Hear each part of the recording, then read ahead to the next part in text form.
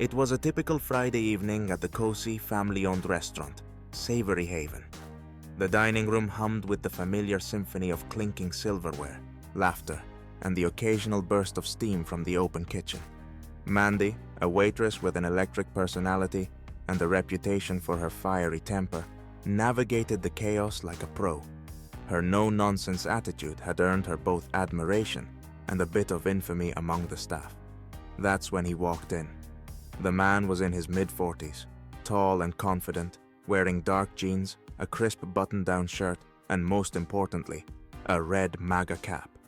The bright letters seemed to glow under the restaurant's warm lighting. Mandy spotted it instantly, her eyes narrowing like a hawk zeroing in on its prey. To Mandy, this wasn't just another customer. The hat was a provocation, a bold statement that screamed for a response, and Mandy wasn't one to hold her tongue. With a forced smile plastered on her face, she grabbed her notepad and strode toward his table. The man, who had taken a seat at a corner booth, didn't seem to notice her burning glare. "Welcome to Savory Haven," Mandy said, her voice teetering on the edge of politeness. "What can I get you tonight?" The man glanced up, his face calm, his expression almost disarming. "Just a beer for now. Thank you." Mandy's grip on her notepad tightened. "You sure you're in the right place? We don't really cater to certain types." His brow quirked ever so slightly, but he stayed composed. "Pretty sure I'm right where I want to be." She turned sharply, storming off toward the bar. Her co-worker Liz, who'd seen Mandy's temper in action before, intercepted her. "Mandy, just let it go," Liz whispered. "It's a hat. Who cares?" Mandy scoffed, grabbing a pint glass. "Just a hat? It's a billboard for everything wrong with this country. I'm not serving him without sending a message." When she returned, Mandy slapped the pint down on the table with just enough force to send foam spilling over the edges. "Here's your beer," she said, her tone laced with venom. "Enjoy your stay." The man took a moment, studying her face. Then he nodded, his voice steady. "Thank you." That calm, polite response was the last straw. As Mandy walked away, her blood boiled. "Unbelievable," she muttered to herself, her mind racing. Around her, a few customers exchanged awkward glances, the tension in the room thick enough to cut with a steak knife. Back at the bar, Liz sighed. "You're really making this a thing, huh?" "Oh, it's already a thing," Mandy shot back, slamming the tray down. Little did she know, the real thing was just beginning. As the night wore on, Mandy found every possible excuse to stay away from the corner booth. She passed off his table to Liz for refills, conveniently forgot to bring him a menu, and busied herself with tasks that didn't exist. But the man was patient. Finally, with an easy wave, he flagged her down. "Excuse me," he said, his tone pleasant. "I'd like the ribeye, medium rare, please." Mandy planted her hands on her hips, her annoyance bubbling over.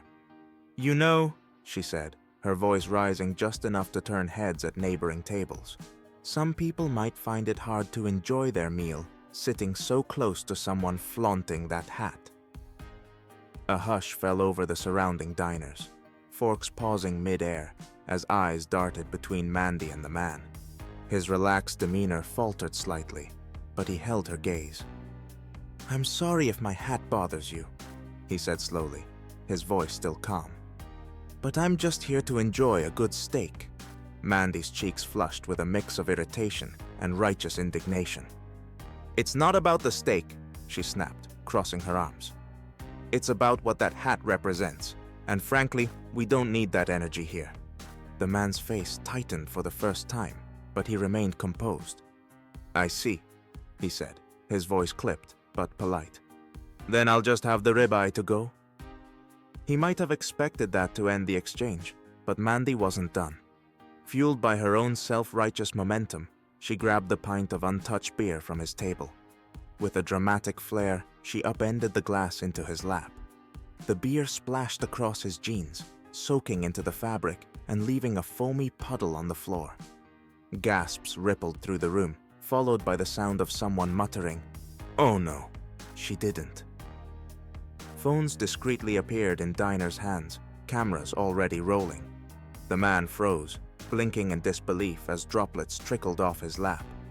Mandy set the empty glass on the table with a smirk. "Maybe that'll cool you off." For a moment, he didn't move. Then, with deliberate calm, he reached for a napkin, dabbing at the mess. His expression was unreadable, but the room buzzed with tension as onlookers exchanged wide-eyed glances. Mandy, satisfied with her performance, turned sharply and strode away, unaware that the real drama was just beginning. Before the man could respond, the restaurant owner, Mr. Peters, appeared from the back, drawn by the unmistakable hum of drama. Wiry and sharp-eyed, Peters exuded the air of someone who'd spent decades wrangling the chaos of the hospitality world, and somehow thrived. His voice cut through the tension like a well-sharpened knife. "What's going on here?" he barked, his gaze bouncing between the beer-soaked man and Mandy, who looked far too smug for her own good. Mandy wasted no time. She launched into her version of events with the theatrical flair of someone auditioning for a courtroom drama. "This man," she declared, pointing dramatically, "has been disruptive, offensive, and bringing nothing but negative energy into our restaurant." The surrounding diners, now completely captivated, leaned in closer. Someone whispered, "This is better than Netflix," earning a chuckle from across the room. Peters turned his attention to the man, who was calmly blotting at his drenched jeans with a napkin. "Is that true?" he asked, his tone skeptical but professional. The man met Peters' gaze, his expression calm but carrying a flicker of amusement. "No, sir. I came here for a quiet dinner. That's all." His voice was steady, almost serene, which only added to the ridiculousness of Mandy's outburst. Before Peters could respond, the man reached into his jacket pocket, retrieving a small leather folder. He handed it to Peters with deliberate calm, his movements so measured that it silenced even the most dedicated whisperers. Peters flipped open the folder. At first, his expression remained neutral, but as he scanned the contents, his brows shot up and his mouth fell open slightly. His usual unflappable demeanor cracked. "You're Mr. Graham?" Peters stammered, his voice uncharacteristically shaky. "As in the new owner?" Mandy's smirk collapsed faster than a bad souffle. The color drained from her face as she stuttered. Wait, what?" "That's right," Graham said, his tone still calm, though a sharp edge now crept in. "I bought this place last month. Tonight was supposed to be an unannounced visit to see how things are run." The restaurant fell into a stunned silence. Every eye darted between Mandy, whose cheeks were turning a dangerous shade of crimson, and Graham, whose wet pants seemed the least of anyone's concern now. "Well," Graham added with a faint smirk, "I've certainly learned something tonight." From the corner, someone let out a snort of laughter, and the tension broke like a wave. Mandy shrank into herself as Peters turned to her, his expression darkening.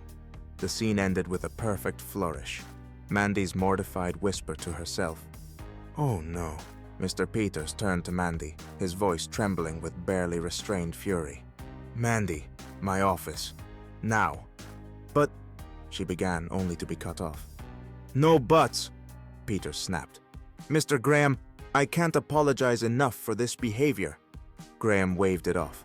"Mistakes happen," he said, though his calm demeanor had a distinct chill. "But they need to be corrected." As Mandy disappeared into the back, muttering protests under her breath, Mr. Graham stood and addressed the room. "To everyone here," he began, "I apologize for the disruption. Please, enjoy your meals. On the house tonight." A smattering of applause broke out as the tension eased. As for Mandy, her shift ended abruptly when Peters informed her that her services would no longer be needed. In the weeks that followed, Savory Haven underwent a transformation under Mr. Graham's ownership. New decor, new menu, and most importantly, a new culture. One where every guest was welcome, no matter their hat.